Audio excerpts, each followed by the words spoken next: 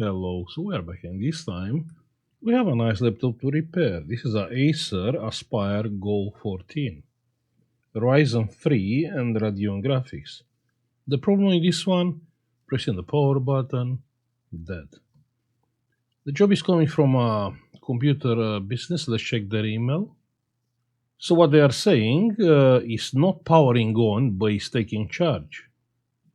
Not sure what the fault could be on this, as I have inspected the inside of this laptop and cannot see any obvious sign of damage. So the laptop is charging but not coming on. Let's plug a charger and see if indeed it's charging. So we have the charger, plug in the charger, and indeed it's charging fine. Check that, it's taking like 2.2 amps. Yeah, we have the charging light there. Pressing the power button and nothing happened. I mean, how? Because charging means the EC chip is fine. The EC chip, the chip which is starting the laptop. It is on. Check there. You seen the blue light? You didn't see the blue light. Sorry. Check there. So it's coming on and goes off. Yeah. So it is coming on. Ha. So basically coming on in no picture and rebooting.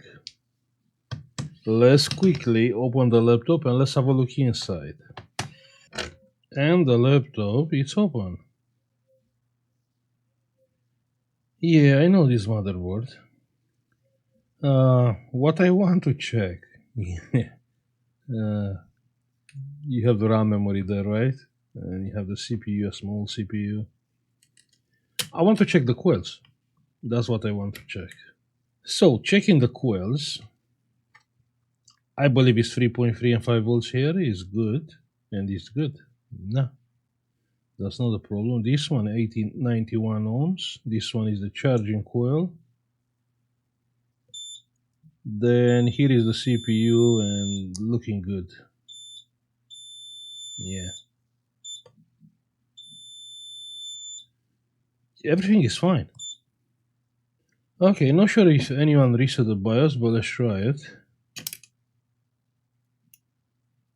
Good, let's plug back the BIOS battery. The main battery, let's test it one more time. Yeah, it is charging. Pressing the power button, we have the blue light. And the blue light is going off and it's coming back on. Let's check the voltages a little bit. So we have 3.2 present. And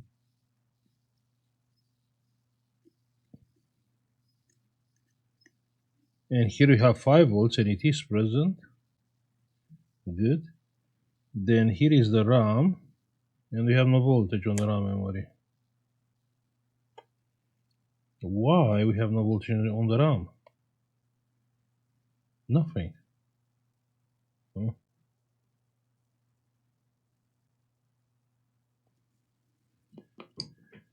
Okay, let's try something, yeah? So coming with the power supply, let's come with like 1.2 volts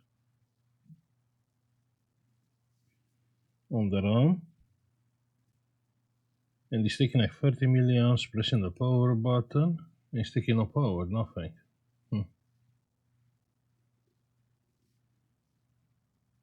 You think it's 1.5? Let's see.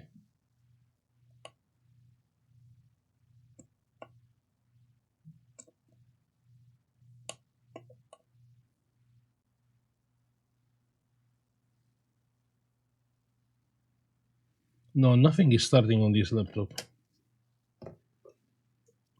Let me push the CPU down. Pushing the CPU down, pressing the power button. No, nothing happened. Let me disconnect this. Let me get the thermal camera. So we have the thermal camera, pressing the power button.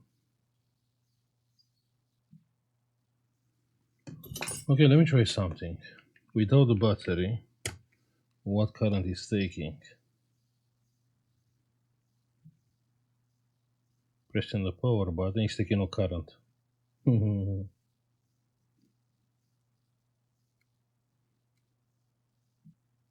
it's taking no current, and we have the blue light.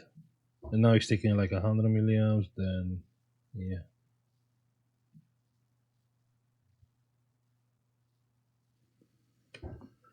Oh, let's check the board.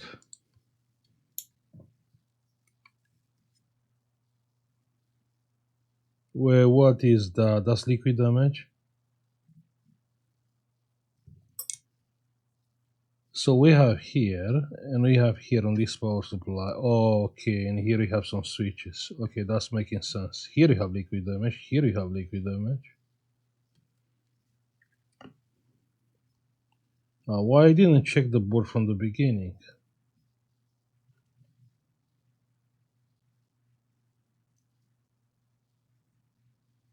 Yeah, but everything else is looking fine. Okay, let's clean it. So here is cleaned. Good. Then we have here. Then what's here a little bit. Then here. Then on this chip and coil. And that's all. Yeah, that's water. It's water. It's no other liquid. It's just water.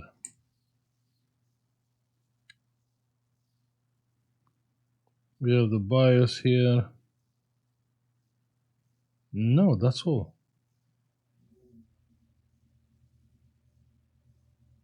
So if we clean there, you think we fix the problem? Here is some liquid damage. Oh no. That's my question. We fix the problem, now the laptop is working fine? Let's see. So, if we're plugging the battery, plug in the charger, pressing the power button,